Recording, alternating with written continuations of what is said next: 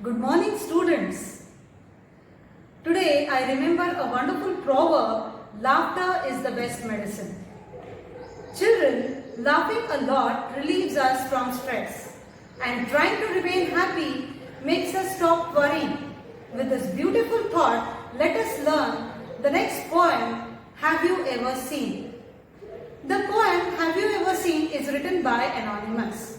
That is, the writer of the poem is unknown. Children, the poet has used figures of speech pun to make the poem humorous and interesting. Here, he has also made use of homographs. Let us take out the textbook with the poem Have You Ever Seen? Hello children, see that you complete the exercises of lesson A Synopsis, The Swiss Family Robinson. Moving on to our next lesson, it is a poem, Have You Ever Seen?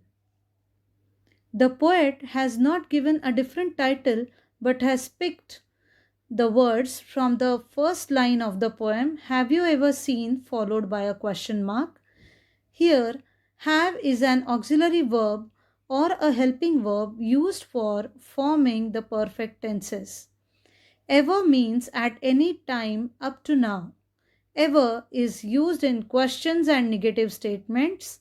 Ever is an adverb which is used to add emphasis in negative sentences, commands, questions, and conditional structures. The author of the poem is anonymous, the composer not known. The poem has been written in rhyming couplets. Let us move on to warming up activity.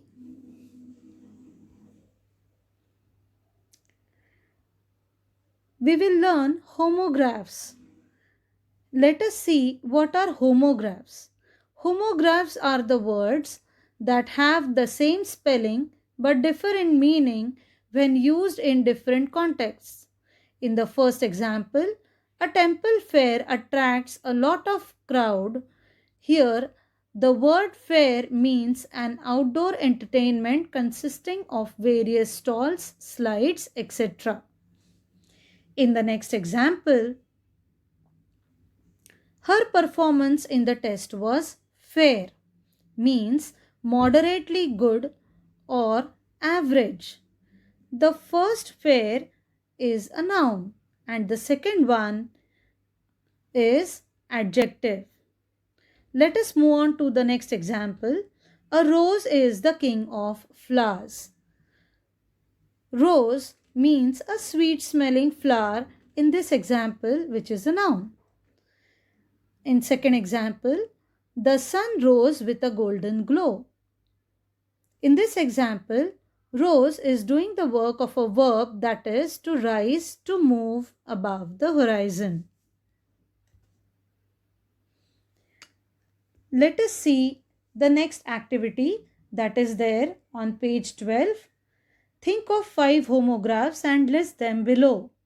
Then write 2 sentences of your own to bring out the difference in meanings. Children, to help you, I have a list of 5 homographs with showing the difference in meanings along with the sentences. First homograph is close, means shut. Please close the door before you leave. Second meaning is near. The school is close to my house. The next homograph is bat, which is an animal or a cricket bat. One day a bat entered in my room. Second one is I love to play with my bat. Next homograph is fly, means to move through the air. Birds fly in the sky. Next homograph is an insect, which is again a fly. It was repulsive to find a fly in my soup. Next homograph is left, which is direction. Do not turn left as there is dead end. Another meaning is past tense of leave. He left the house an hour ago. Next homograph is fan, which is an admirer. It is rare to find a person who isn't a Harry Potter fan.